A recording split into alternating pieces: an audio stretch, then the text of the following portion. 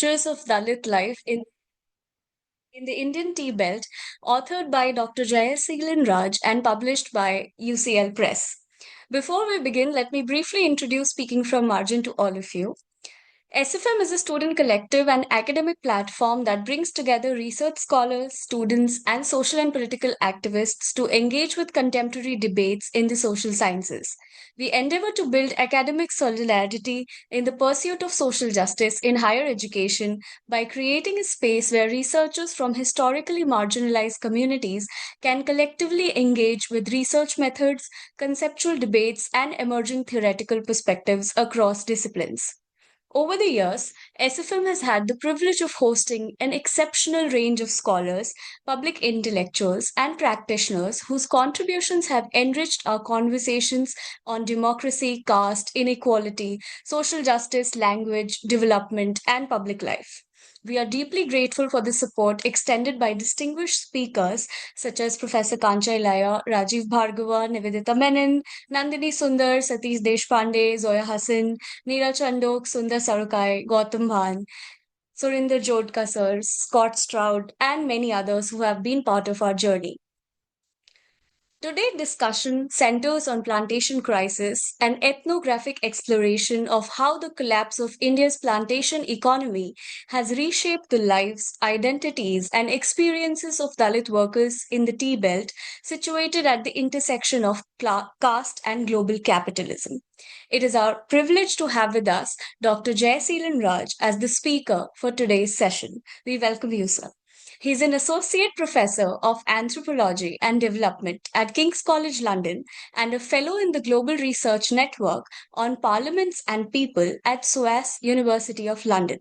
He is the author of Plantation Crisis, Ruptures of Dalit Life in the Indian Tea Belt, and a co-author of Ground Down by Growth, Tribe, Caste, Class, and Inequality in the 21st Century India.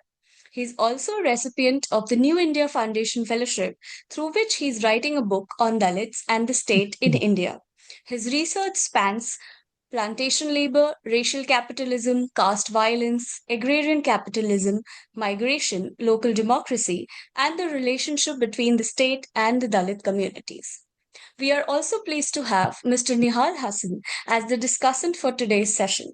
He is a master's student at the Center of Modern Indian Studies at University of Göttingen.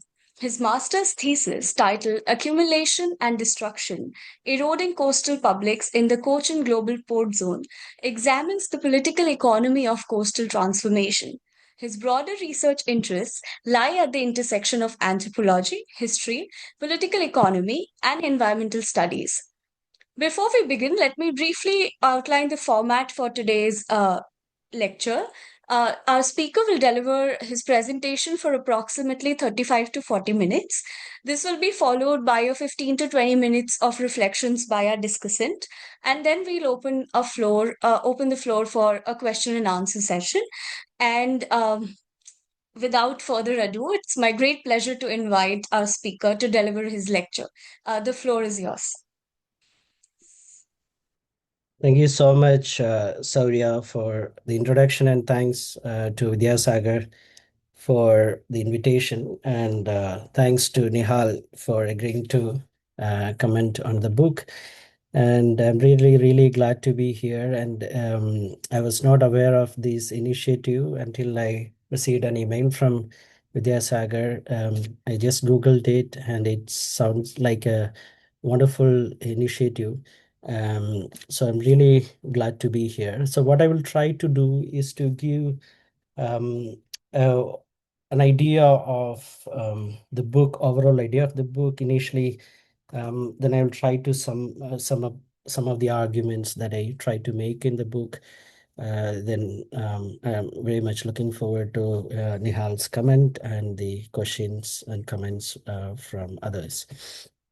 So the book, Saurya introduced already, examines the sort of intersection between plantation as a global form of capitalism, as the sort of early form of capitalism, early form of colonialism, early form of imperialism, and on the other hand, the the political, economic, and social life of caste through the lives of Dalits, particularly Dalit workers.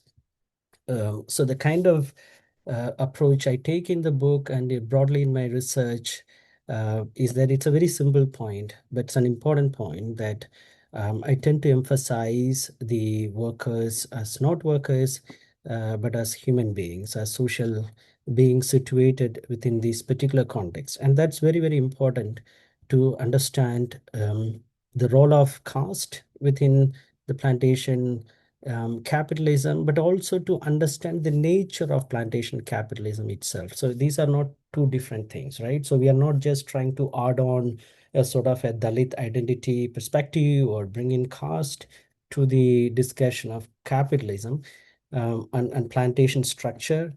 But what I try to do is to rethink what plantation means in the context where it is encompassed by caste system. Of course, it's also hugely gendered with gender division of labor fundamentally determining their plantation life. But at the same time, class structure is very, very important, right? So because it's a plantation system, it's an enclave, it's an industrial system. So therefore class relation is also fundamentally important. But what sort of class relation again is something that we need to rethink in the context where caste encompasses capitalism in my view. So the initially my plan was to look at how plantation as a system sustained itself over decades, over centuries, even when India claims to be a democratic country, a sort of a slow Fabian socialist kind of country, a welfare-oriented country, but also within this whole context of decolonization that is under discussion since mid 20th century, especially when plantation is a term that is stigmatized, scandalized, at least in the North American context, where it has been under huge discussion, the term plantation, because it's a relation to slavery as an institution. So it's very hard for someone to claim that, my grandfathers, my ancestors owned plantations, as well as which also means that your ancestors owned slaves. But plantation is a term that is not stigmatized, that is not scandalized. So it's very, very important in terms of political imagination also, right? So it's very important for political imagination. And why within that particular kind of political imagination, plantation is not scandalized, precisely because you have a sort of caste encompassed plantation capitalism where caste and patriarchy and ethnic racialization rationalizes this particular kind of plantation system. So my initial idea was to see how does plantation sustained as an ideology, as an institution, and as a hugely a lobbying association that has huge influence over determining the political economy of India. And also, when we often think of plantations in India, we tend to think of plantations in Assam and West Bengal primarily. But we do have a huge number of plantation belts in South India uh, that is stretches from Kerala, Tamil Nadu, and through Karnataka.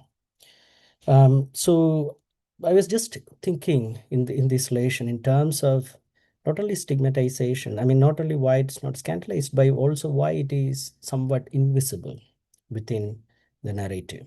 Although we do have a rich literature on economic history of South India and economic history of plantations is also there. At least from the 80s, 90s, you would see a lot of literature on economic history and political economy of plantation. But that sort of approach doesn't take caste as a serious institution. Rather, caste is projected as an identity, as a sort of an individual identity. And it's not only partly problem with mainstream economics in the way identity literature appears in mainstream economics, but also the problem is the way caste is understood within Indian political economic discussion. And that's where I said initially that it's so important to think about the workers as human beings to start with. And it's also very basic to the kind of training I come from, and basically an anthropologist. So I start and by thinking that the social encompasses economic in this context. But as I entered into serious research on plantation, I realized that what's happening in not only in South India, but all over the world is also it creates a kind of there is a kind of rupture in the plantation economy. Okay, so there is of course a continuity. So because although the plantations in India are in decline in terms of its economic potential, you do see a lot of new plantations coming up in Ethiopia, in Kenya, in Indonesia. New plantations are coming up in many other parts of the world too. So, in one sense, what you see is a kind of rupture that is generated, but at the same time, you also see sort of a continuity and intensification of plantation as an institution globally. But within India, what was important in that context is not only to think about the sort of continuity of plantation, which is very, very important topic, but also to think about what sort of rupture it generates, right? So it's rupture, and the rupture is generally understood as crisis within economics as well as political economy, right? So the sort of term is crisis, and often the idea of crisis is understood um, through mostly economistic terms. What's happening with tea as a sector, tea as an industry. So you do see that sort of jargon a lot: industry, sector, etc., that pays more attention to tea as a commodity, as a cash crop, rather than the people, right? So whenever we think about a crisis, we tend to imagine in relation to its sort of economic dimensions, leaving out the sort of people. So even when we think about people, we think in them in terms of the workers and thinking in terms of the livelihood, which is an important thing. But especially when we think in relation to caste, we need to think what sort of social consequences that sort of crisis create in that context, which is what I meant by rupture. So that's why ruptures of Dalit life in the Indian tea belt. So I decided to focus more on this dimension of rupture in relation to continuity, but at a micro level, while continuity is emphasized at a sort of broader level, right? Because what we generally agree is, capitalism prevails. Capitalism has been successful in most contexts. Even the sort of idea of crisis is very immanent within capitalism. So if you either see mainstream, if you want to read mainstream economics or political economy, everywhere there is a discussion of crisis, but the crisis is actually resolved by looking at the sort of continuity of plantation. So crisis is an aspect of capitalism. So that nobody denies, right? So for example, if you look at mainstream economics, you see the sort of logics of transition cost, comparative advantage. That means that crisis is very much taken care of within this sort of logic. While it is taken care of within the logic of scholarship, ideology, and the way even state think about capitalism and capitalist economy, what is missing here is the sort of huge rupture that it generates for people.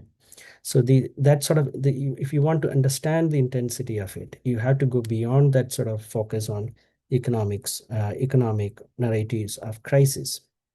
And also when even if when we open up the the idea the phenomena of crisis in this context, you have to also think in terms of its multidimensionality, right? But also how social crisis or the rupture that it generates actually encompasses.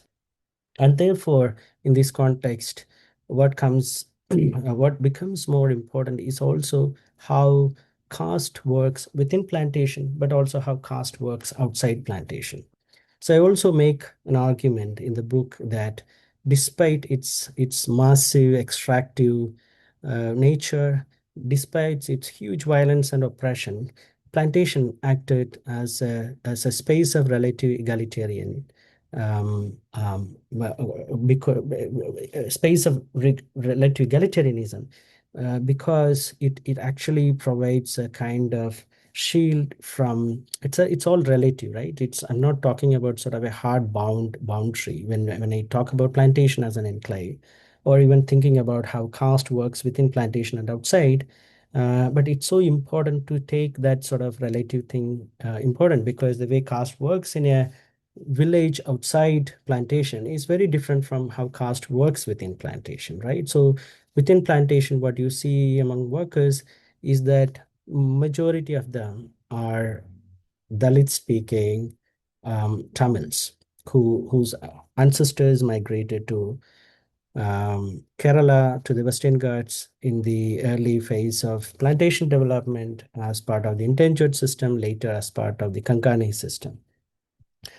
So when you have a sort of a majority within plantation, you do have that sort of violence of caste, oppression and class order within plantation, but at the same time you are able to generate a kind of egalitarian relationship among yourself, right? I also talk about violence within, but at the same time we have to be attentive to the fact that it also open up certain kind of possibility.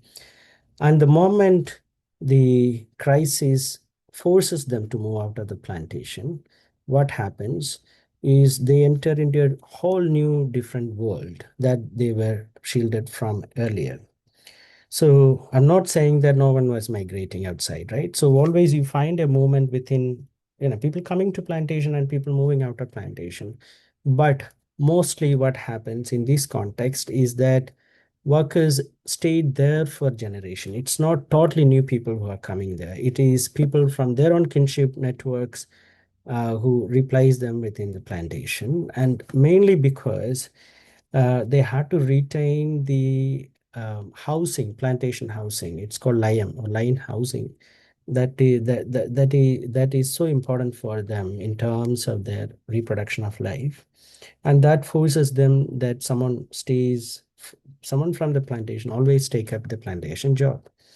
So the way the caste, the sort of mechanism of caste is very different within plantation and outside plantation. And that actually feeds into the crisis, and that reacts to the crisis. And that becomes a moment of intense violence, because it also feed into other kind of crisis. So I have a chapter 4, I think, where I talk about, um, okay, it's in the slides.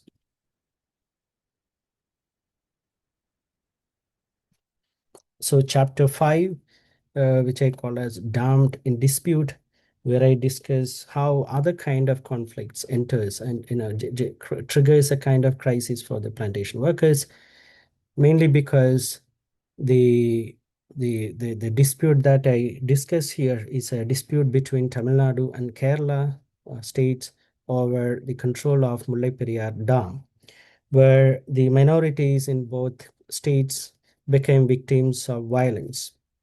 So Tamil speaking minorities in Kerala and Malayalam speaking minorities in Tamil Nadu. But there is a sort of a qualitative difference between the Malayalam speaking minorities in Tamil Nadu and they are not same, right? So within Kerala also you have different kinds of minorities, and this is something that I talk about, is how what we generally think in terms of targeting Tamil speaking minorities in Kerala is actually not aimed at Tamil speaking minorities. It is only aimed at Dalits, and that is because the Dalit Tamils embody the negative attributes of stereotypes attached to who is Tamil speaking, right? So, for example, when we say Bihari, when we say Bengali in Kerala, it doesn't generically refers to anyone from Bihar, anyone from Bengal.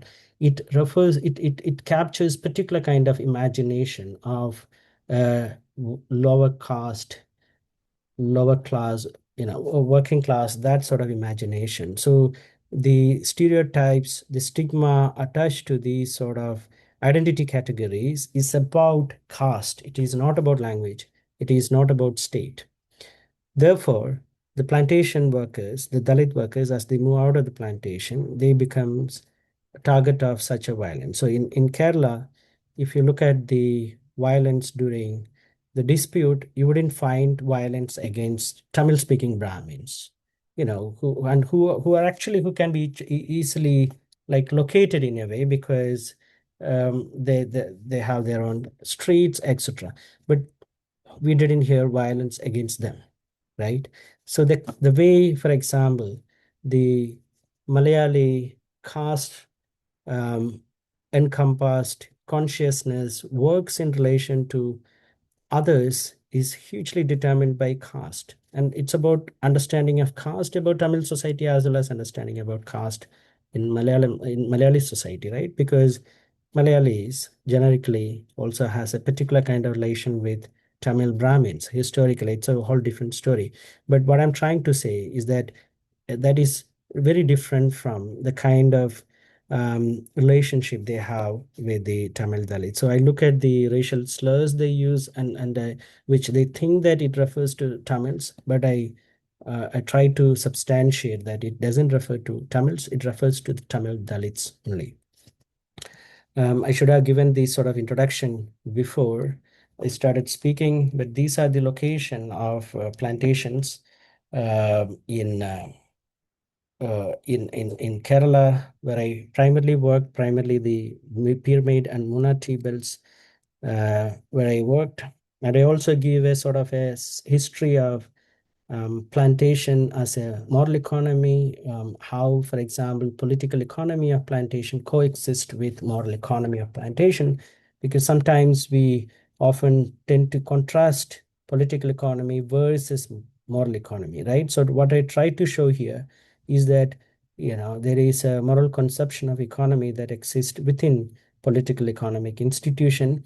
So I look at what I call as graded patronage following Ambedkar's idea of graded caste, and how, for example, patronage doesn't work in terms of one-to-one relation, but even when we think it does informally, you have a sort of a graded nature which works relatively okay within the plantation. With of course there are certain ruptures within that. Also, there are of course resistance from plantation workers, and that gets intensified after the crisis, as I explained in some of my other writings.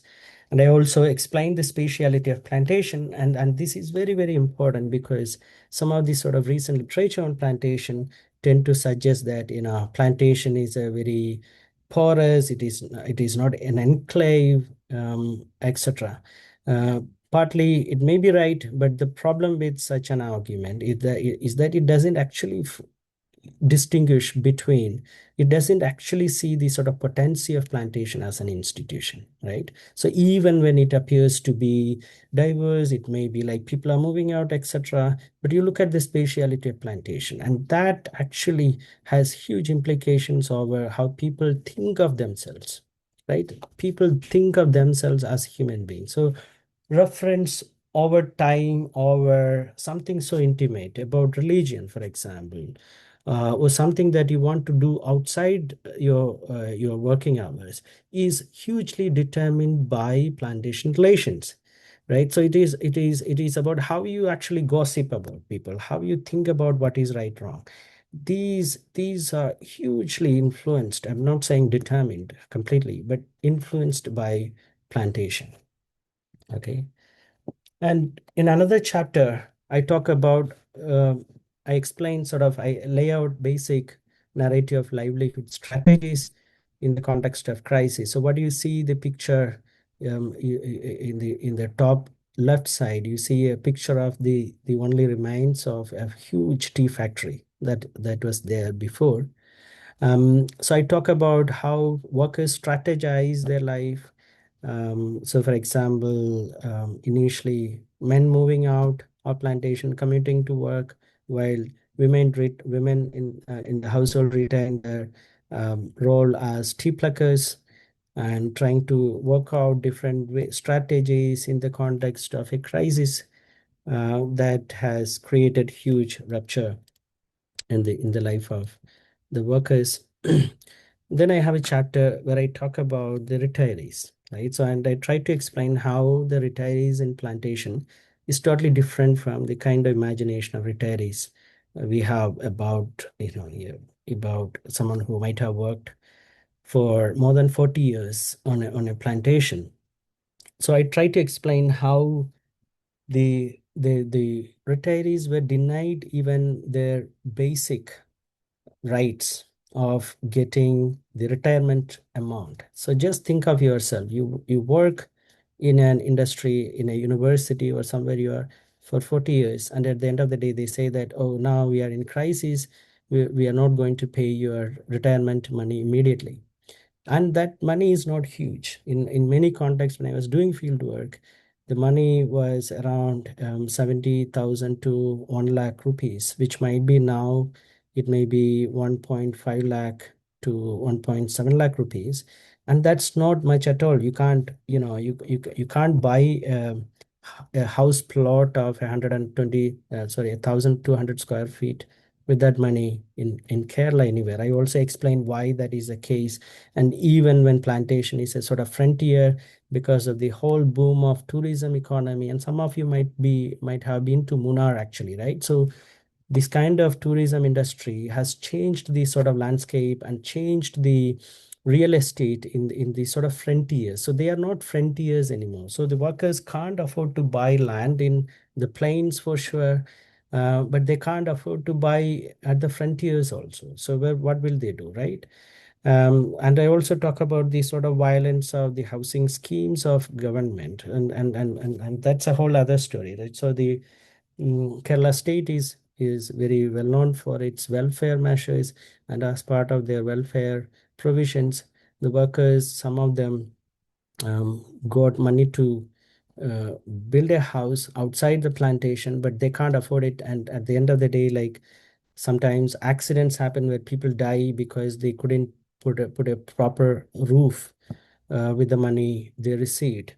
And I also talk about how it suspend kinship and social relations for these retirees, right? So you also need the money to pay to your children, and that's part of a sort of a moral relationship that exists within the plantation. That has been the practice. When someone retires, they pay the money to the children, and that is also kind of important for them to stay with their children, right? And this is the case elsewhere also, the way kinship system works in that context.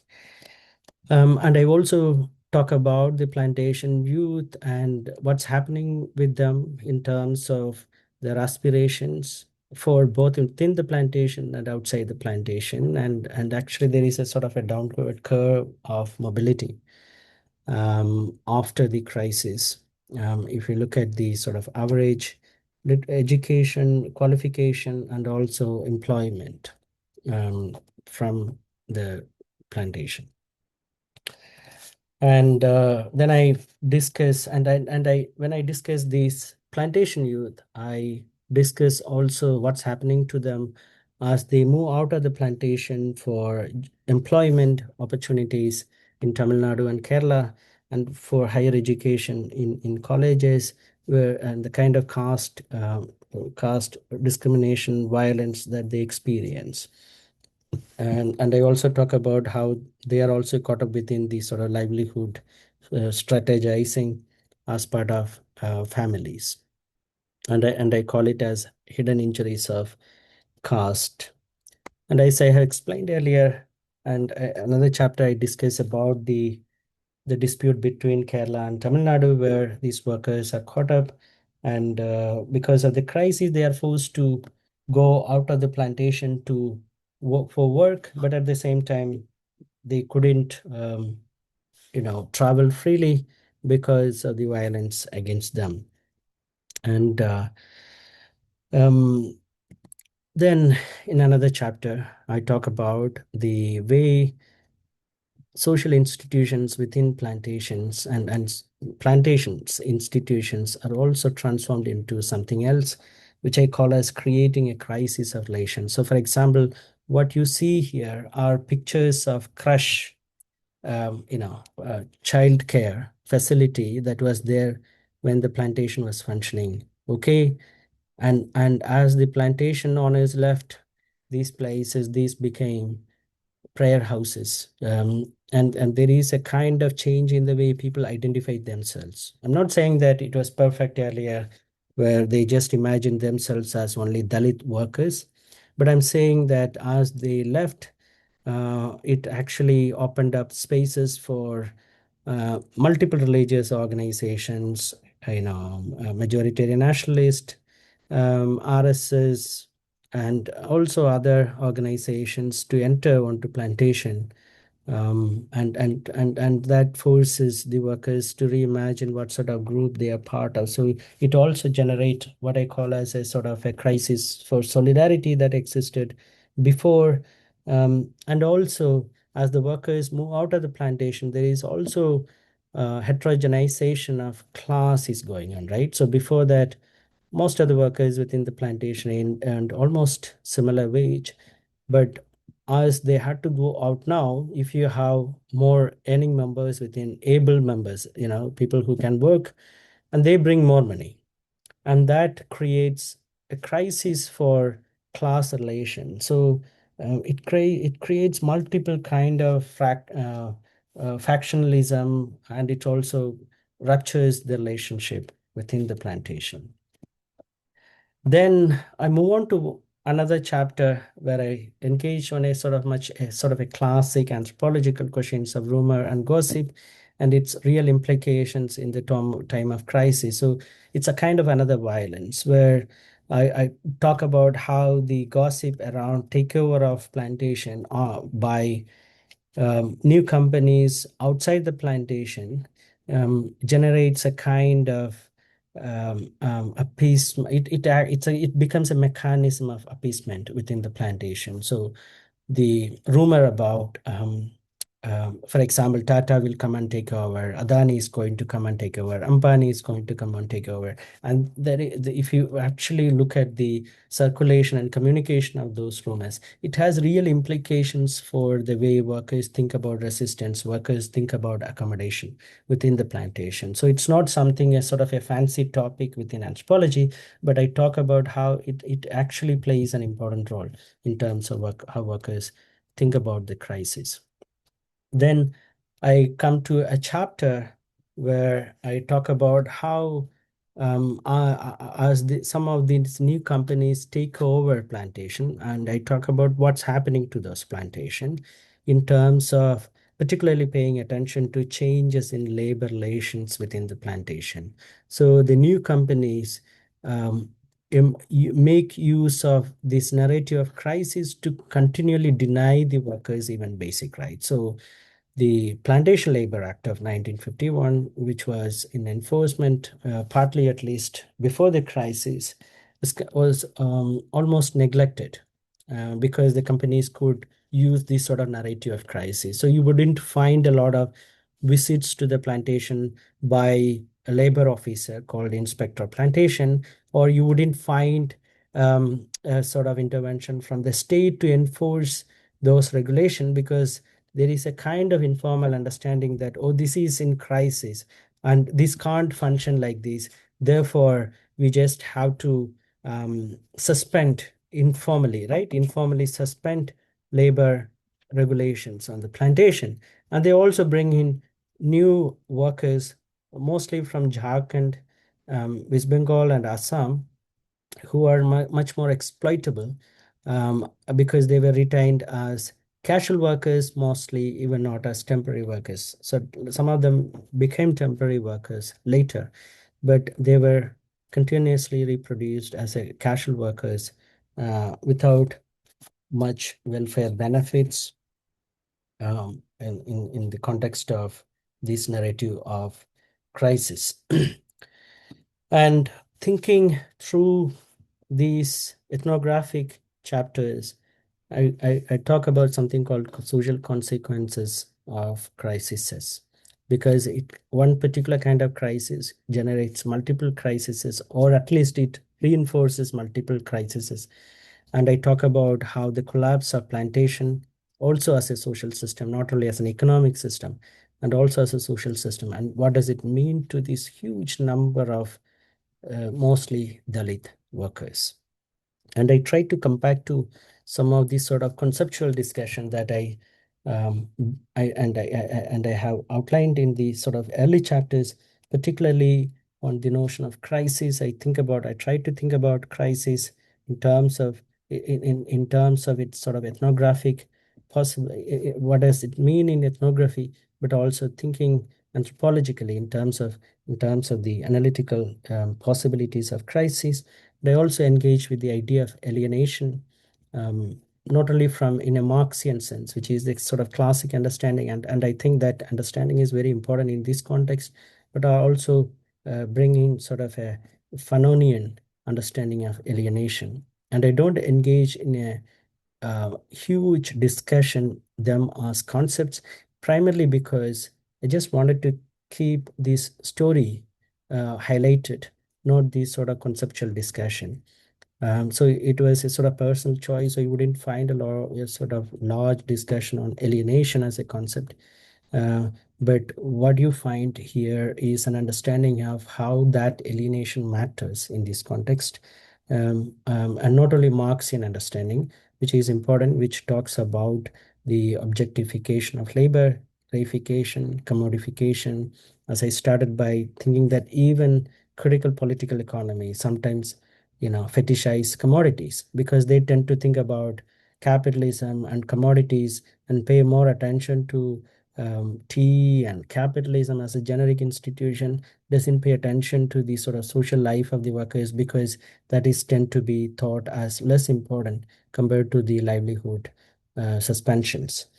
But that's where I bring in Fanon, because Fanon talks about intimate experience of being alienated, right? So alienation in the way I approach here is about lack of control over one's circumstances, which is a much broader definition than Marxian understanding of alienation. But Marx is very central because Marx discusses about production relations, which is very, very fundamental for a plantation system. And I also discuss a term that I introduced called categorical oppression, by which I discuss about what does it mean in this context where different categories of identity feeds into each other. And I understand that intersectionality is another possible and a popular idea, but I try to approach it from a sort of anthropological discussion of performance of identities which exist compared to the discussion on intersectionality. And I also take my trajectory from anthropologist Clyde Mitchell's focus on um, performance of identity from village to urban industrial context, and later to Philippe Bourgois, who talks about plantation context, and the kind of term he coined called conjugated oppression. And I tried to highlight how my use of categorical oppression adds to it. It's not a sort of a totally different term, but I just thought that extending just conjugated oppression is not going to do justice to the kind of complexities that is there in the plantation. Because what happens with Bourgois' discussion, it's absolutely brilliant discussion, but still you find a kind of tendency where it would appear that the capitalist industrial setting matters more than the ideological or the cultural aspects of oppression. But I see that that is not the case. It is just the opposite. Um, so yeah, so and I also discuss about ideas of belonging and what does it mean in this context, and also ideas of stigma and why it is important to talk about stigma in this context beyond its 1960s American behavioral sociology, which is very important for the literature on stigma. But I try to add to this sort of try to see it from a caste angle, because what does caste mean, right? So it's not simply about discriminating it someone. It is not simply saying that another human being is inferior to me, but it is a huge hatred, and it is a huge hatred to another human being, because you don't see them as human being at all. So it's not subhuman. It is, they tend to be seen as anti-human in a way.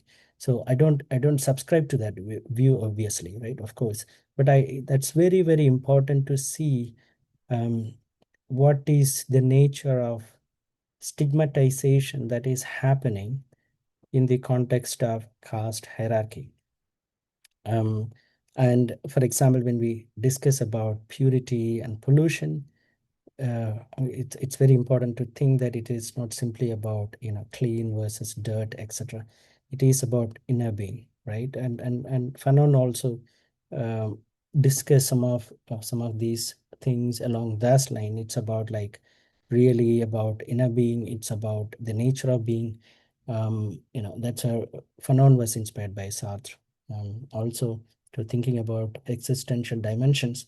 But what I try to do here is that existential dimensions, or what is simply projected as, oh, these are cultural discussions, are very central for the way, not only for the way workers experience life, but it matters for the real quality of life itself, right? So the broader questions would be, can we think of these issues as central if we are going to think about, like, for example, human development indices, how to think about stigma within human development indices, right?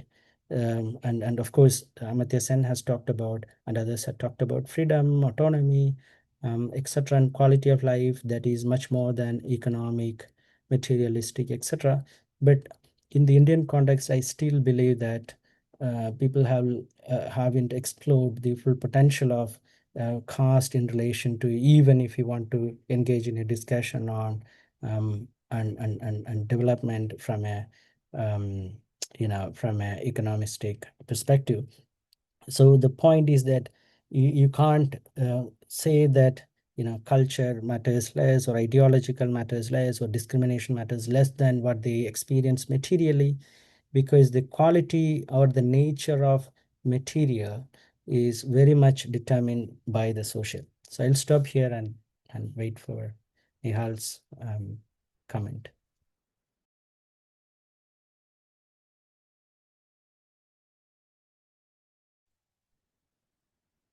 Yes. Nihal, you Um, may go ahead with your Yeah, comments. Yes. okay. Thank you. Thank you, Professor J, for that overview on your book, and particularly for explaining how, the plantation or the plantation space within pyramid should not just be understood from a economistic lens of how neoliberal restructuring influences certain forms of changes that affects workers, but also how the workers should be seen in a more humanistic lens in terms of understanding the moral economy of the plantation itself. So, I particularly just want to discuss the significance of ethnography in this book, and how, since you've covered the entire book, I would just like to bring in this ethnographic aspect as well into your ideas of crisis, alienation, and rupture. So, I think a very core argument of your book is to understand how a rupture emerges, where a single identifying class group of Dalit Tamil plantation workers got fragmented into different social classes. So what Professor Raj explains is attuned to how the expropriation of the worker at the time of crisis or deregulation or neoliberal restructuring is happening not just from the industrial or plantation sphere or space, but from the institutional forms of relatedness existing amongst the plantation workers as well. So, just for instance, to give some examples from the book, intermarriages, for instance, happened between Dalit Christians and Dalit Hindus within the plantation, which was relatively more egalitarian before the pre crisis period. Overall, there was a form of class solidarity as well amongst the Tamilian Dalit proletariat, irrespective of religious differences. Festivals, marriages, and other social events were also celebrated and attended together. Marriages were also arranged between these groups as well because of a class-based solidarity that is situated within the plantations of Pyramid. However, after the crisis, there has been a larger alienation of the plantation workers when the labor was not considered a factor to be rescued and addressed as a result of the economic crisis. Instead, the commodity of tea was given more importance, and steps were taken to address and reorient the plantation system in order to revive the commodity itself. But further on, to explain the rupture, Professor Jayaseelan Raj concretely explains how certain external elements came into the fore of the plantation space in the form of political, religious, and economic interests that aim to address the plight of the Tamil Dalit plantation workers um, over there. So, what inadvertently happened was the alienation of the workers from their class and caste based group solidarity through the fact fracturing of it on the basis of communal, economic, and political lines. Firstly, the influences that goes into this rupture is very well documented across the chapters by Professor Raj. And firstly, I think the prevalence of trade unions in the pyramid plantation space plays a significant role to understand the ruptures of social relations of solidarity amongst the plantation workers. The involvement of union leaders who were middle class, also dominant caste, Malayali speaking individuals who did not belong to the plantation workforce and acted as professional trade unionists, mediated the relations between the company and the workers. So the economic crisis brought in different interests and commercial agents to come in and be part of plantation ownership as part of a larger process of neoliberal restructuring. And a lot of these commercial interests were tied with one of these trade unions, which existed in the form of INTUC, CITU, and AITUC, which belong to the parties that operate within the state. This caused differences in the different trade unions depending on the political party it represented and incentives it got by aligning with the different commercial interests that came to the fore for increasing profit. The separation of trade unions and the conflicts caused by these external commercial interests then penetrated into the social sphere when the class based solidarity disintegrated across union lines and within it. As a result, marriages, funerals, harvest festivals such as Pongal and Onam were attended only by members of the same trade unions. Other union workers were sidelined, and the enmity was normalized into the personal relations between the workers. Only very few workers, as Professor Jayaseelan Raj mentions, who had long-lasting bonds with other union-based workers maintained their relations with them. This is one of the ways in which this rupture is being located through the through writing ethnography and by utilizing the situational analysis that gives focus to micro contexts and that humanizes the workers living and working in the plantation space. However, as Professor Raj mentioned in his talk, religion also plays a role in this rupture of relatedness amongst the Tamilian Dalit workers in the plantation space. Dalit Christians and Dalit Hindus, through newfound influences of Christian institutions and Hindutva in the region, were forced to culminate themselves into segmented religious identities. Pastors in the region New pastors who entered the plantation space asked workers to represent their religious matters as a unified Christian entity, and Brahminical groups such as the Hindu Mahasabha reoriented the Hinduism practiced by Tamilian speaking Dalits into more Sanskritized forms. In this manner, incentives were distributed to the Christian and Hindu denominations by their particular stakeholder religious groups by funding students' education, providing free ration, and other forms of care during the crisis.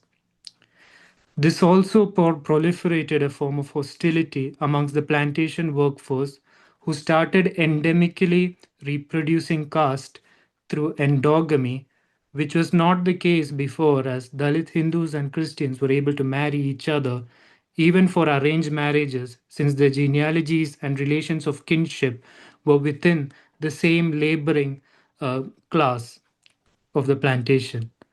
As a result, individual Dalit religious groups were formed along communal lines as prayers were segregated, and religious hardliners, such as through external influences, insisted that the religious community workers give care and preference in the plantation space. Now, another important topic that Professor Raj covers is the influence of migration and also the aspect of performance. And how another impact of the crisis was migration, in fact, amongst particularly amongst the newer generations from the plantations who moved to towns and urban locales in Tamil Nadu and Kerala to earn more economic capital so as to achieve some form of mobility in their lives compared to the poverty they were facing in the plantation. The politics of and further commercial interests in the plantation space of pyramid further aggravated this issue as well. However, if we are to locate the aspect of migration in the plantation space of South India or Kerala and Tamil Nadu together, you Kerala particularly, you put Professor Raj particularly emphasizes the imperative need to look at the regional dynamics of how ethno-linguistic identity and racial stigma come into focus through the consequences of migration caused as a result of the economic crisis within a capitalist plantation space.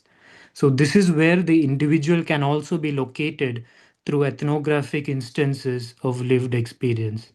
In hopes of achieving better economic capital and mobility, the new spaces that the youth migrate to show how the lack of cultural, symbolic, and social capital results in further discrimination because of being a minority Tamilian Dalit migrant worker. In search of new opportunities for work in the urban centers of Kerala, the Dalit Tamilian youth workforce often had to mask their identity and appropriate it to gain an upper caste status in these spaces so as to get jobs and more opportunities. This is to be contextualized as well in regards to the further stigmatization of their identity when particular events such as the Mullaperiyar Dam issue uh, made uh, Tamil speaking Dalits the subject of ethnic and racial slurs such as Pandi, which is referred to by Professor Raj. And this has also led to a further criminalization as well of their bodies, where the lack of social, cultural, and symbolic capital ends up not favoring them, especially when an issue of such racialized criminalization is accorded to their bodies. The Malayalis in Kerala often, Professor Raj particularly mentions how the Malayalis in Kerala often saw Tamilian migrant labor for the migrant labor force through an inferior lens and used to associate them with a native characteristic of difference, categorizing Dalit Tamilians as being from highlands, connoting a form of wildness and lack of stability compared to the civilized and settled Malayalis. So the overt discrimination that is being faced comes from certain forms of ethnocultural identities that are ascribed based on knowledge on how particular ethno-linguistic communities are perceived by a larger community. So looking at this particular migration shows how the aspect of identity and oppression change in particular situated contexts as well, and gives an account of how stigmatization on the basis of caste, class, ethno-linguistic identity, and gender gets expressed in the form of categorical oppression, which is devised by Professor Raj in this book. The fact that they are inferiorized to the point that gaining employment opportunities in urban centers becomes profitable only by appropriating their identity aligns to the form of a micropolitics from below. So, this form of faking one's caste identity also attunes to how identity change becomes not merely an adjustment mechanism to the circumstances of precarity that have befallen their life, but also is a structured resistance against the hierarchy developed through their own consciousness. So, in this regard, Professor Raj accounts on how identity change becomes a prospect of performance to avoid multi-layered oppression based on caste, class, and ethno-linguistic identity. So the notion of changing an individual's identity is explained as to receive employment opportunities is based on a self-understanding of that individual, of one's own precarity, and how to navigate that precarity through the situational context where they are put in, particularly in urban towns and urban locales of Tamil Nadu and Kerala. So even though a Dalit Tamilian uh, worker who has migrated changes their identity in such a form, Professor Raj mentions how the new environment, in the new environment, the performance may get unstable when certain intrinsic details of the individual's genealogy and place of upbringing are inquired about. For instance, to give an ethnographic instance from the book itself, Professor Raj mentions how an individual, Michael, who is a Dalit Christian who migrated to Coimbatore, which is an industrial city bordering Kerala, how when Michael came to the city to work as a driver in a stone quarry and was part of a church congregation where he identified as an upper caste Syrian Christian by hiding his original Dalit identity, becomes the narrative of this ethnographic instance. So, Professor Raj explains that this was mainly done to gain the employment opportunity as a driver because his employer was also a Syrian Christian, part of the same church congregation. Over time, one of the families in the church proposed a marriage for their daughter to Michael. Matters became worse as Michael's boss was also part of the church, and as a result, he fled the city, afraid that his original Dalit identity would come out as part of the routine enquiries made before arranging a marriage. So, the precarity of this position faced by Michael is one based on the caste position and ethno linguistic identity of the person that culminated in producing a marginal position through categorical oppression.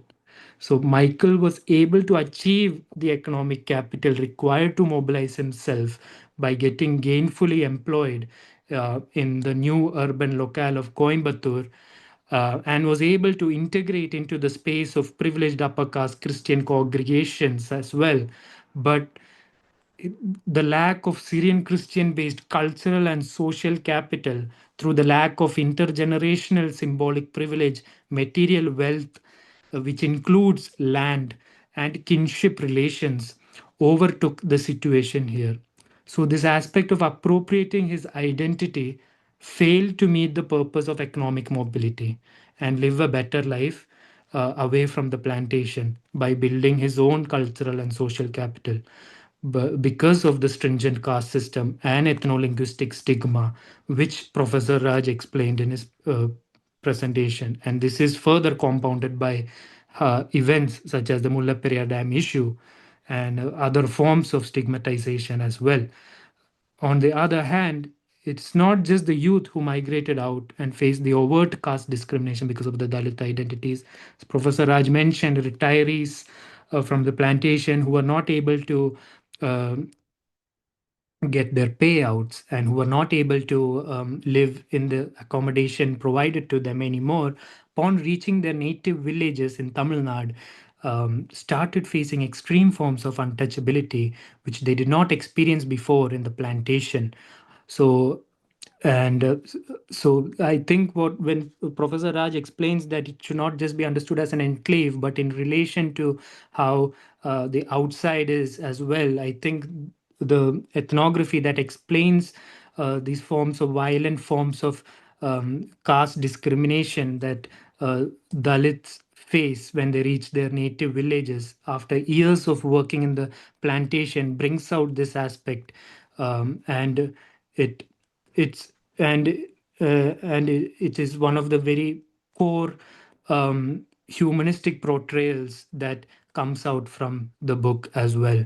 So I actually only have that much, and I would actually like to ask 2 to 3 questions as well to finish my discussion of the book, and it's particularly to understand um, how the book itself is positioned in the larger literature that comes, that explains certain enclaves, such as the works of Jonathan Parry and Andre Bethel, for instance, who all, as you write in your book, are people who claim that the issue of caste or the issue of caste discrimination or caste itself is largely decreasing as a relevant topic of discussion.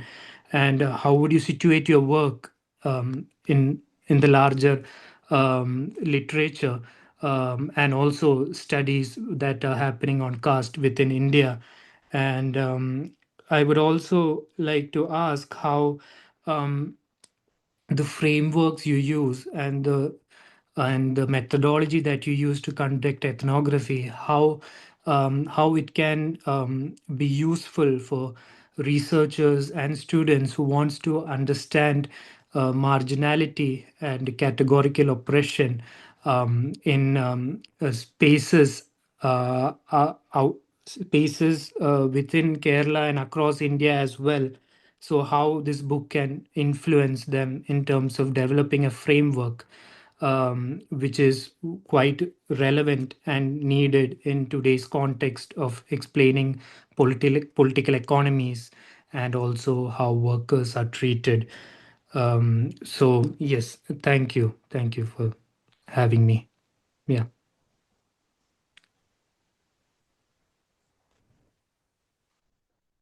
So do I respond or Yes, please.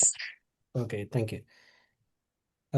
Thanks, Nihal. Actually, you picked on the areas where I didn't actually discuss much in the presentation here, right? On, for example, trade unions. That was there in the slides. I talk about I mean, in the book, actually, I discuss in other writings as well. So whatever you picked on, actually, adds further sort of possibilities for discussion here, because those are things which I forgot to discuss. Thank you so much. And your reading of uh, criminalization of the Dalit bodies, and also how the agency is as important as the oppression in the context of uh, passing hidden injuries of caste, as I discussed. And I really like those points. And to respond to the two questions you raised, so one is the question with on the way I position the my research in relation to other studies on caste and maybe industrial context or caste generally, is perhaps the important point is that it critically engaged with the kind of scholarship which argues in favor of a weakening of caste. I mean, I'm not against that, anyone who would argue that caste is weakening, right? Or caste is changing, absolutely fine. But in the way they talk about it. So, for example, Andre Bete talks very casually about how migration or urbanization actually weakens caste. That's one thing. And that is also taken forward by people like Dipankar Gupta, um, um, and Surinder Jodhka themselves. So if you look at the writings of um, most of them who come from the Andre Bete kind of training, it mostly what I would call as a Weberian sociology of India. And Johnny Parry also is part of it, but Johnny Parry is much more careful with his material, with the way he explains it.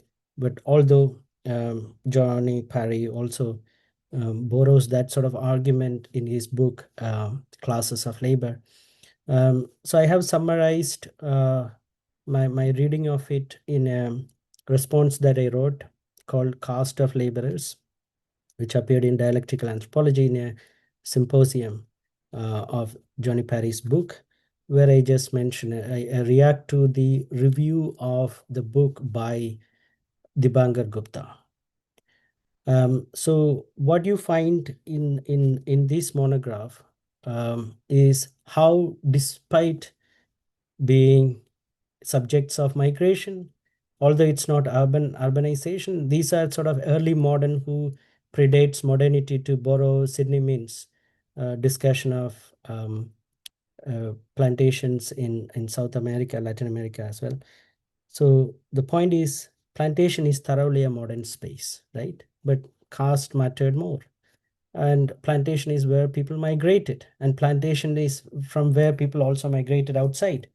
And if we find who actually oscillates between cities mostly, if you look at the migrant workers who migrate mostly, it is the lower caste, Dalits, Adivasis, and other minorities who moves a lot, right? So what is the center of migration? It's Dumka, Godai in Jharkhand, in Bihar.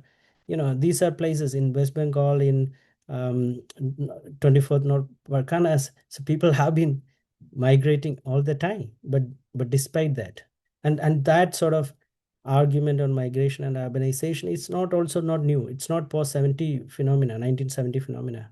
It's from the mid 18th century onwards, right? But even within India, if you want to discuss in relation to Indian capitalism, you would find it at least from 1930s, 40s onwards. So anyway, so the way I position that, one is this argument that the Weberian sociology of caste, if you which actually denies the sort of the intensity of caste, right? So you look at the any introduction to caste. Recent one is Surinder Jodhkar's introduction. You find this earlier discussion of Srinivas, M. N. Srinivas kind of discussion of field view versus text view. So that is also something which is interesting, because of course there is a textual element, there is something of practice, which I agree, but at the same time, the central point on caste and mechanism of caste is that the text informs the field, and the field informs the way we read text. So we are not reading the text as people were reading 80 years ago or 100 years ago. And people are rereading it to find its relevance today, right? And that is informed, and that's a kind of reaction to the field, and vice versa. So from a caste point of view, that doesn't hold, right? And that is one thing. And another point is that some forget about urbanization or migration for many other sort of processes that they would indicate. For example, intercaste marriages, right? So this is something indicated as a reference point for weakening of caste, but then it is very anti-lower caste centric conceptualization, and that is similar to the conceptualization as dominant caste. For example, the concept of dominant caste, the idea of Sanskritization, because it doesn't work for most of the lower caste, and particularly it doesn't definitely work for Dalits, which M. N. Srinivas makes that point somewhere, but that point is not taken centrally in our scholarship on caste, because they can't otherwise pursue this sort of very familiar discussion of field view versus text view, and how caste has weakened, how other categories of identity became much more dominant than caste. And even scholarship that claim to discuss on caste actually doesn't talk about caste in that sense, right? It starts with saying that caste is weakening, and then you do a whole set of research to suggest that caste is weakening. That's one thing. And where you talk about caste, you don't talk about Dalits. But when you want to do research on Dalits, you don't talk about caste in relational terms. Then Dalits are appropriated as a community, suspended from that sort of caste relation. So you can study about Dalits without actually discussing, engaging much on the sort of relational aspect of caste. So that would be my reaction to your first question. And on the second one, on the framework and ethnography and how to approach marginality and categorical oppression, I mean, I would suggest that maybe like to rethink the relation between the field and the theory, and that is something I have I have emphasized in my teaching at King's, but before that I was at Göttingen. But I also try to emphasize is that of course we are all informed, very influenced by theories, but if we are going to think that I'm just going to react to a theory, right? For example, to prove or disprove Marx or some other like M.N. Srinivas, you're just going to be end up writing something reactionary. So when you write something reactionary, and that reaction is an important aspect of your research, but that's not the whole story, and that should not be your starting point, right? So your starting point should be without a hypothesis. I'm talking to some researchers who are actually going to do field work, not to someone who will be doing modeling or secondary data research. But if you are in the field, which means try to look up at the local context, and the local context matters the most. But then you can come back to theory. But if you are thinking about theory and hypotheses and research, and from a dominant discourse point of view, um, you would you would just end up reacting to them just to because the existing discussion will guide how you do your research. But if you keep them out of your way, you can or at least minimize its effects. Then you can do your research but then react to it. And I'm not saying that don't engage with broader like discussions, right? And discourses matter, like that's how you also publish, unless you write engage with theories also. And publication matters today if you are in academia. But if you start with it, you're just going to react to it, right? So that would be my take, and that's why I'm more comfortable with categorical oppression than with existing mechanisms, because otherwise I will be continuously extending the kind of epistemology which could be in some context hegemonic as well.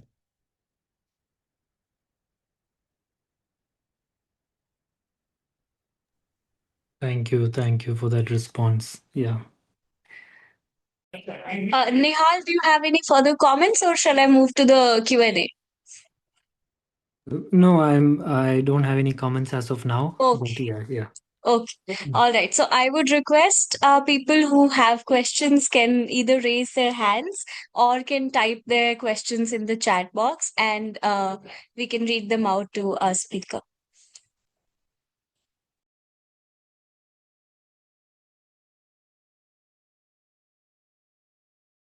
I could see a hand.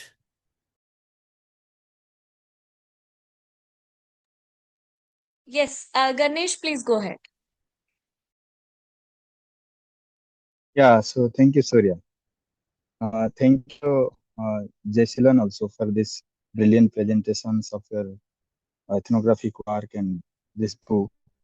So I have some kind of doubt or kind of queries, particularly when you are saying about this idea of alienation, that, and you said that Marx's idea of alienation is very important, but you are not going through that, rather you are going through the Fanonian idea.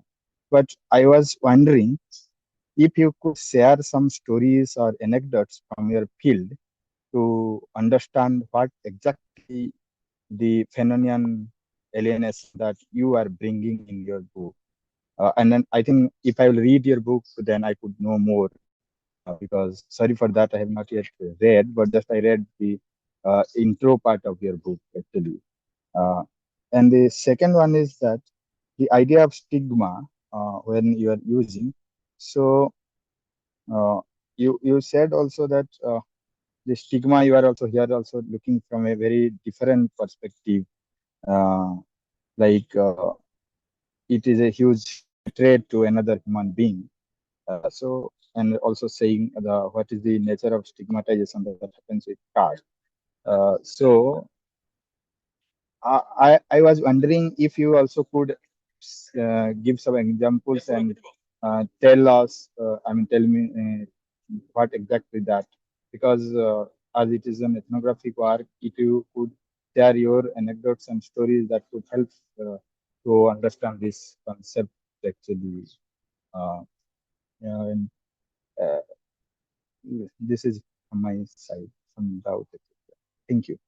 I think I could make sense of asking.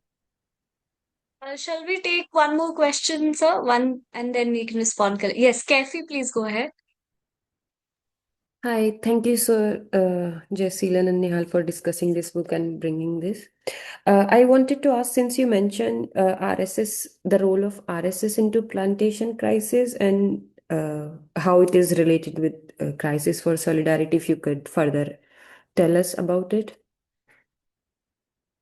Yeah, that's all. Thank you.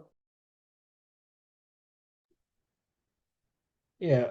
To Ganesh's question, I mean, I'm not saying that I'm taking Fanon's view, not Marx. I'm saying that both are important, and both are important for various reasons, because they are not talking about a particular similar context, right? So Fanon talk about alienation from a racism perspective, while Marx is discussing alienation from a capitalism perspective, right? So it's two different mechanisms, but also two different contexts. So what I'm trying to say is that Marx as well as Fanon are important. The example, the anecdotes, I mean, Nihal summarized is better than me, right? In the context of plantation, what's happening is you have an inherent alienation. Being a worker in a plantation, capitalist plantation, you don't own anything. You live within the plantation. Possibly in many contexts, you die within plantation. So you are not in control of most of the things happening around you, right? So as I said, my approach to alienation is lack of control over own circumstances.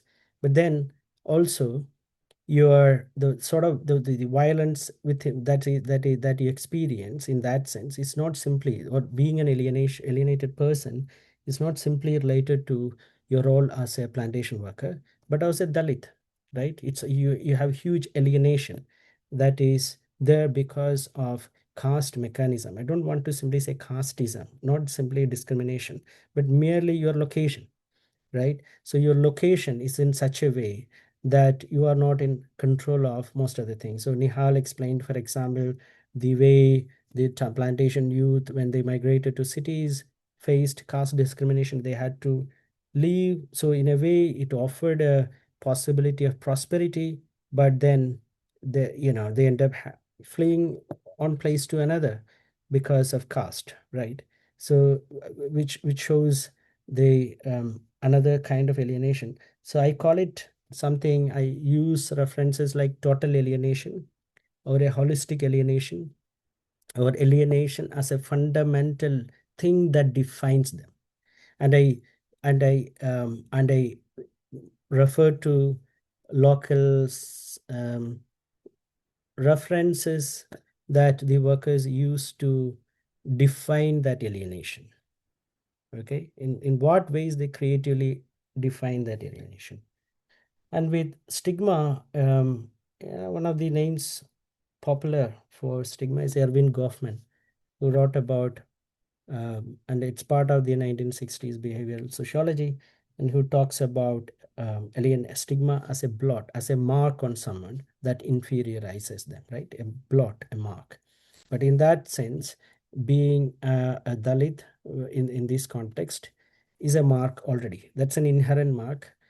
So Goffman talks about different kinds of stigma. So for example, being physically or differently abled, etc., right? But in this context, what's happening is the stigma is not only a blot on one's identity, but that defines their identity. And in terms of the example that Ganesh asked, is just think about the violence that someone could unleash against someone, um, and can be justified in a context which boasts of communal harmony, relationship, etc. So I'm talking about Kerala, right? So how can you be so indifferent, not only indifferent, unleash violence against certain group of people while claiming to be in harmony? And that defines that stigmatization, that defines the anti-humanization that is going on there. And that's why I said it's not happening to the Tamil Brahmins, it's not happening to the Tamil other upper caste within Kerala, because within part of that sort of moral relationship that exists, which is largely defined by caste, and that possibility doesn't exist that easily. I'm not saying that they are totally immune, but they are much more immune than the Dalit. So the chapter on dam dispute explains that. On the next question, on Keifi's question on RSS, uh, this is also something that Nihal explained, where in the context of the crisis, Hindu Mahasabha enters into plantation, in in supporting the workers, in extending welfare, in extending some help for them, for example organizing medical camps, medical dispensary, tuition centers for children, etc. And that is a space you enter onto the plantation. And also you would enter, saying that you are supporting your local temple. So I also talk about alienation in relation to that, because the temple, as it gets much more Sanskritized, the workers themselves. So for example, earlier it was a worker who was a local, in Tamil they call it Pusari, which is a local priest, right? A Dravidian priest, which is different from a Brahminical Tirmeni, or a Brahminical priest who would take over that plantation temple during important ceremonies. Okay, so you find that level of alienation, and that also defines the way the workers' political identity is reformulated in over time, right? But it's very important. Carefully, we have to think that it is not simply as Dalit supporting BJP story, which some I have read something on Kerala recently on how and this is a story you find elsewhere also. And I think the sort of that's very erroneous approach, precisely because what they miss is these sort of dimensions. One is these sort of dimensions, and also we need to approach it from a Dalit politics point of as well, right? So it's not about, so the problem is we tend to approach it from a BJP politics or Hindutva politics, but it's more about Dalit politics as well, and how Dalits creatively engage in different context, and also try to maneuver around in the context of changing politics and political economy. Yeah. Vidyasagar may ask his question. I also have one question. So I think, yes. I think Nidhi raised hand first, so we can go with sequence. So Oh, Nidhi sorry, can. I couldn't see. I'm so sorry. Yes, please go ahead. All good. Yes. Thank you so much for organizing this talk. And very nice to see you, Professor Jayaseelan Raj here, and very nice and interesting, engaging conversation. Since I mean, I'm also trying to understand in my own current research about the changing aspirations of Dalit people for social mobility. I was also curious to know from your book, or like from your fieldwork maybe, how do you think, what were the aspirations of these youth, Dalit youth who were living in plantations pre-crisis period, and like how it changed in the post-crisis period also? And also, does your field also talks like like the people who have retired, do they also sort of make some assessment if how the plantation economy helped them achieve certain sorts of aspirations they had for social mobility or not? Like, does it, in retrospective memory, do they also talk about what it helped them achieve or not achieve? Yeah.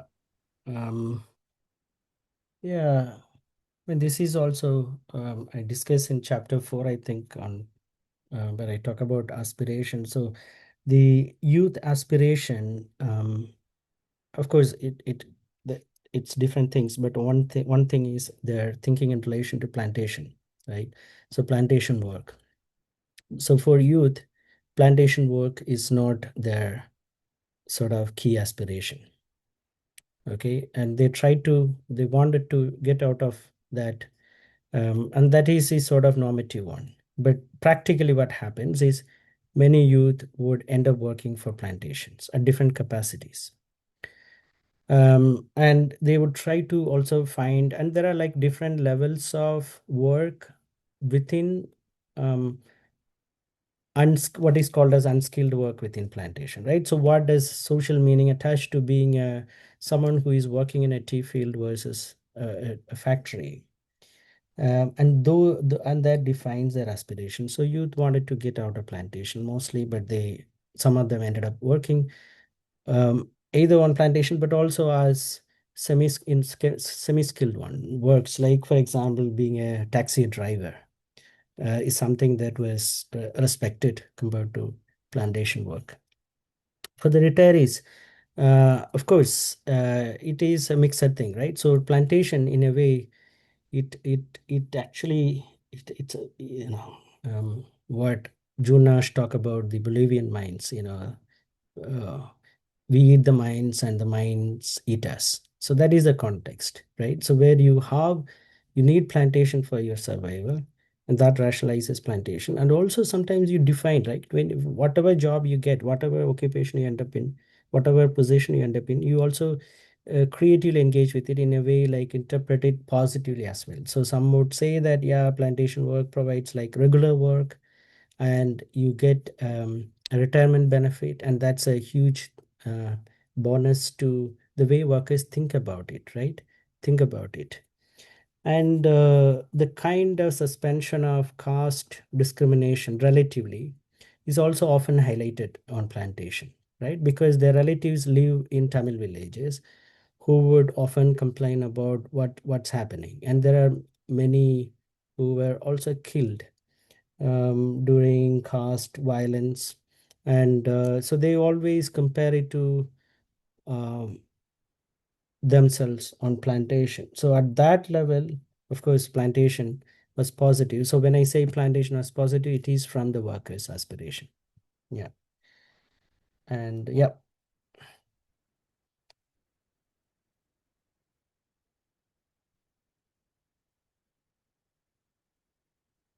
Yes, Vidyasagar, you might go ahead with your question.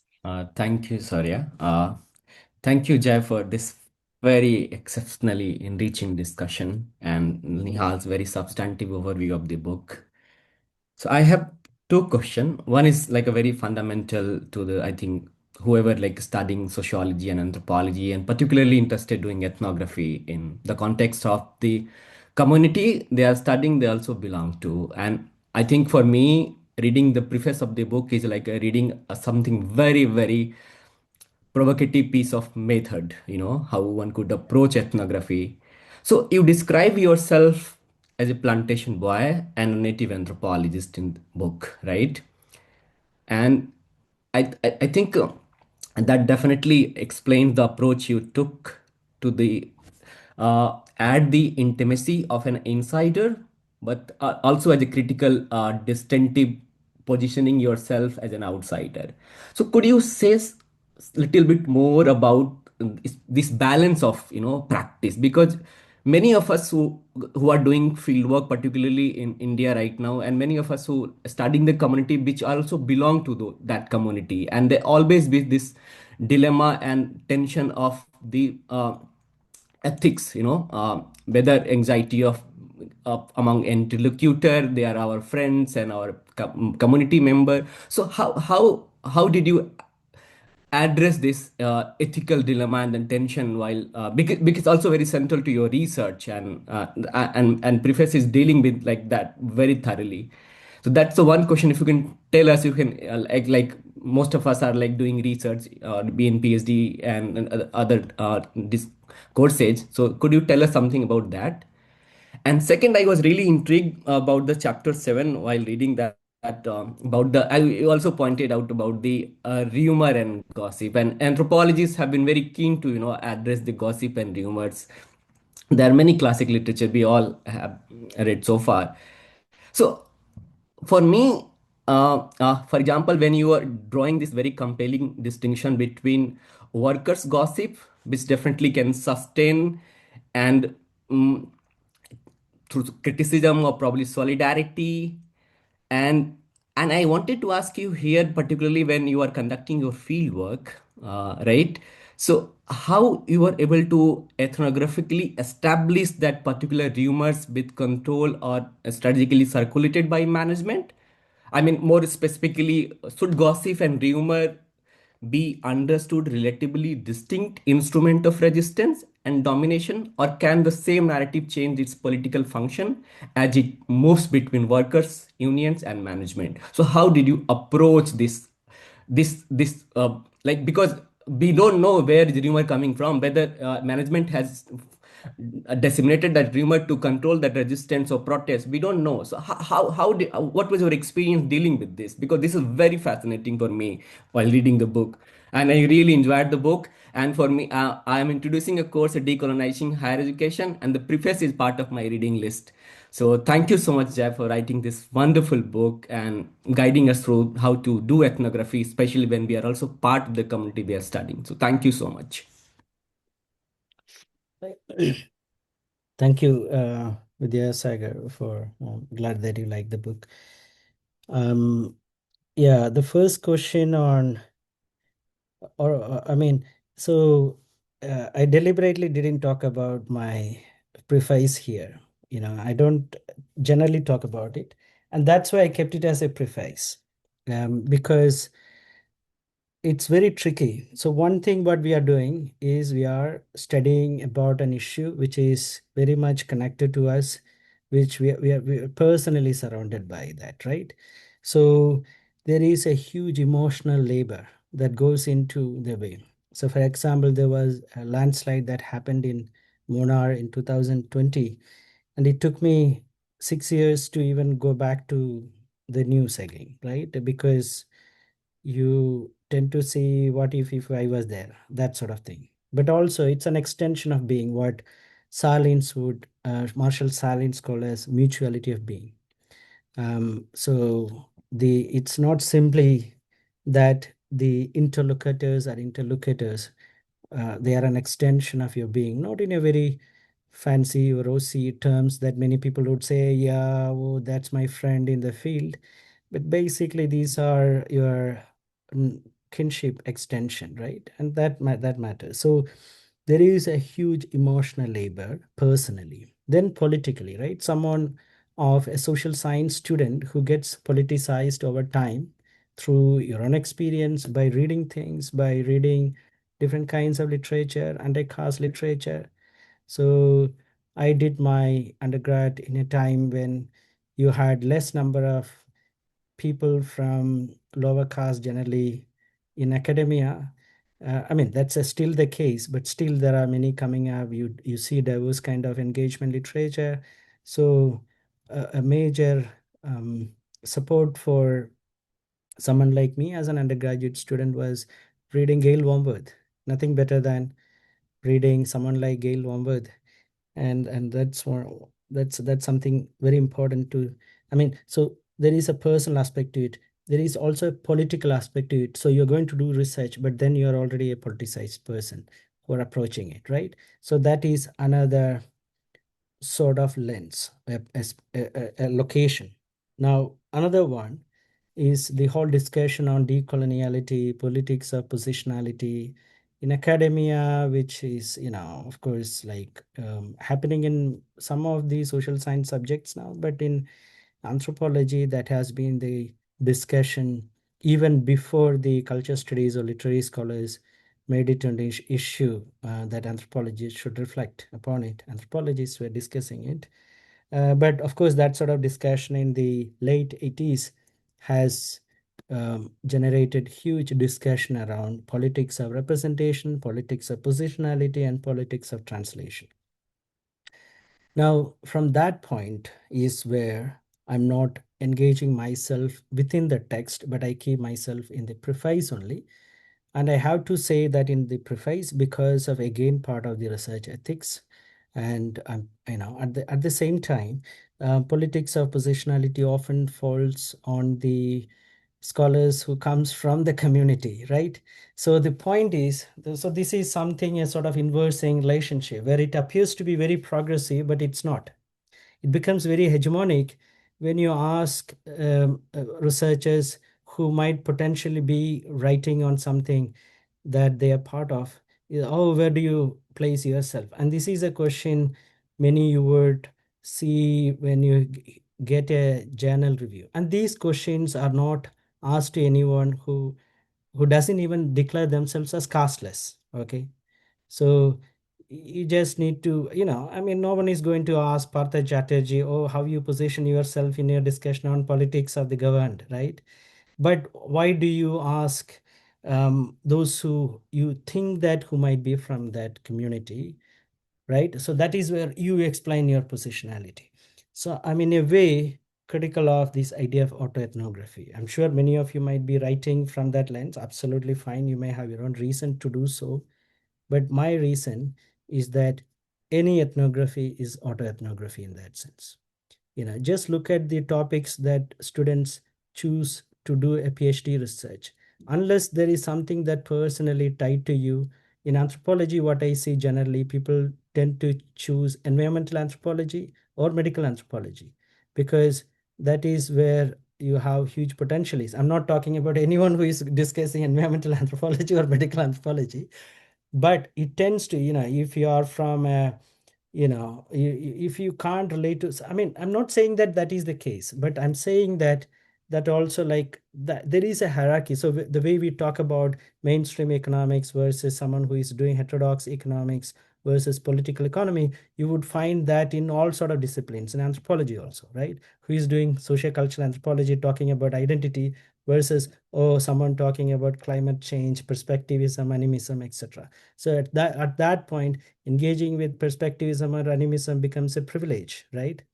But then also you don't need to talk about your positionality. But the way you end up there because of your own personal positioning, which is autoethnographical, whatever you're going to do. But then who are actually, who are supposed to do autoethnography is people who come from there. So I don't use the term autoethnography in that sense, right? It is liberatory and potentially very liberatory for many people, emancipatory maybe. But then there is this sort of hegemonic, epistemic hegemony that exists because people from Calcutta Street or some upper caste street in Chennai or on, they don't have to talk about positionality. Why it falls on others, right? But at the same time, there is a tricky aspect is that one has to keep this debate going. I agree with that part, and that's why I talk these things in preface. But in the text, I take that privilege as well, but also honestly try to approach it as an anthropologist who doesn't want it to be affected, the way explained. And that is because there is an inherent issue that Gopal Guru has discussed in theoretical Brahmins, empirical Shudras, where you will be projected, hey, someone who is writing the field notes. Oh, Jay is very good ethnography. There is no theory, right? But then that's why I had to emphasize that, okay, I also read text. Take my reading seriously, right? So then the way when the moment you say autoethnography, unintentionally or indirectly, there is a kind of valuation going on saying that, oh, this is not sort of a positivist anthropology or sociology that we see from others, so let them take them more seriously, because someone who is going to talk about climate change or some medical anthropology issue, oh, they are much more objective positivist, while we have to talk about politics of positionality. Then let's take this ethnography as an example, right? So I'd be really happy, in addition to the preface, if you could take some chapters also as part of your book, your syllabus, because otherwise that would reinforce unintentionally the way people think about positionality. So the question on gossip and rumor, yeah, I mean, it's very hard to do a sort of surgical explanation, right? But to respond to it quickly is that I'm not saying that it's this versus that. In this particular context, I'm taking rumor from the managerial sort of site gossip as a resistance, but I'm not saying that that's generically the case, and that is explained in the literature that exists, because people have talked about gossip as both as liberatory, its liberatory potential, but also in relation to the hegemonic, in the similar way as rumor, but rumor mostly talked in relation to violence and hegemonic, reproducing that sort of hegemony. So it could happen in different context, but I'm just saying that within this particular context, I chose to engage with these two dimensions, and particularly the rumor from the sort of upper levels of plantation management that was real. I'm not saying that this is a coordinated effort all the time, but people strategically engage with things in all sort of moments, right? So that's what's happening here. And perhaps workers' resistance are also embedded with that sort of rumor, because they want to believe that someone will come and take over the plantation. Yeah. If your time allows, may I ask one question before closing for vote of thanks? Yes. Sure, Yeah. sure. So I just was wondering, it might be a very wild guess, but considering one of the very states in southern India where not the historical idea of plantation, how you have treated, like studied the plantation issue, but in Andhra, the Araku coffee, how the post liberalization with the Nandi Foundation, the cooperatives have come and how they have made it global, etc. So I was just wondering, the shift in models post liberalization, how they have happened with globalization. Uh, have you come across, even in Kerala or in Andhra or any such places, irrespective of the crop that we are talking about, either tea or coffee, do you think such models represent a departure from the colonial plantation system that you studied? Or do they continue to reproduce the similar sort of hierarchy, not just in the economic sense, but as you studied the socio and political structures therein? So, So are yeah. you saying, I mean, I didn't get the context clearly. So in the coffee context, are they like a cooperative that you are talking about? Yes, so Araku coffee in Andhra, it's a belt where there was this one Nandi Foundation. So I think they act like a not for profit NGO as well.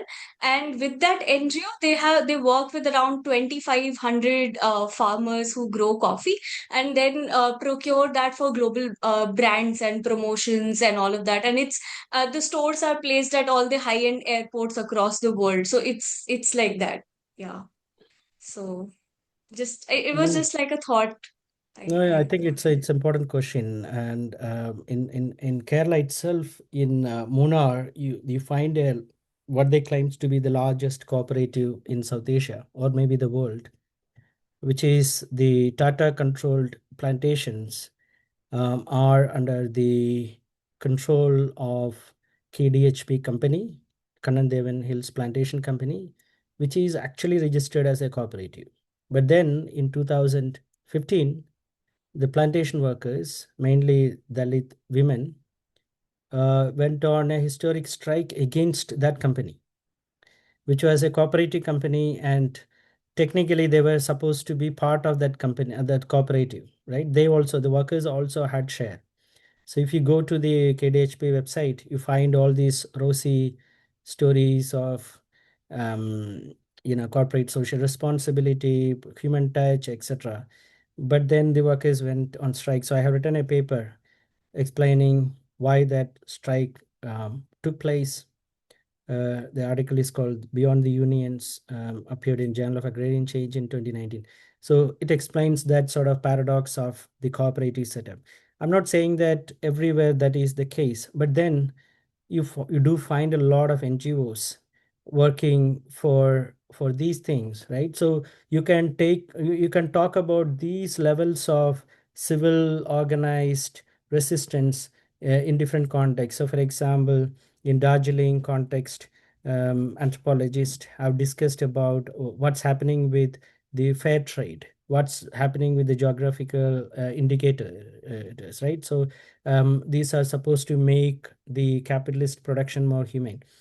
And when you actually closely look at it, does the people at the bottom get whether their life became better before than I mean now than before is the most important question.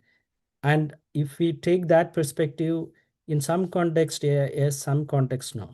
So the kind of smallholders produce either coffee or tea or rubber, the case is very different from the plantation workers. So, so I have written another paper on how the workers aspire to become peasants, right? So there is emphasizing on the idea of deproletarianization, which is against which goes beyond the logic of trade union. So because trade union, although they work for like okay wage issue etc., but there is an inherent rationalization of capital in a way, because you're just trying to fight capital within that, right? So you're not thinking about, for example, oh, why don't we subject plantation to land reform? I know no trade union leader would ask that question, because they are themselves part of that system maintaining thing. So to what extent these cooperatives, these foundations becomes part of what I would call a system maintenance versus something that open up possibility is an approach we could think from. Thank you. As we come to the end of today's program, I would like to thank Dr. Jayaseelan Raj for sharing his work and insights with us in such a comprehensive manner and answering so many of our curiosities. I would also like to thank Nihal for taking out his time and for his thoughtful engagement with the book. It was very much detailed, and we all love to hear your thoughts. I also thank all the participants who stayed back on a Sunday for 2 hours. And with your active presence and your questions, it all made the discussion very enriching and stimulating. And we all hope to see you soon. The lecture is recorded, so it will be uploaded on the YouTube channel. So stay connected. And thank you so much, Professor. Again, we would like to host you soon again for another talk. Yeah. Thank you. Thanks a lot, everybody. Thank you. Thanks so much. Bye. Thank you. Bye. Ciao, ciao.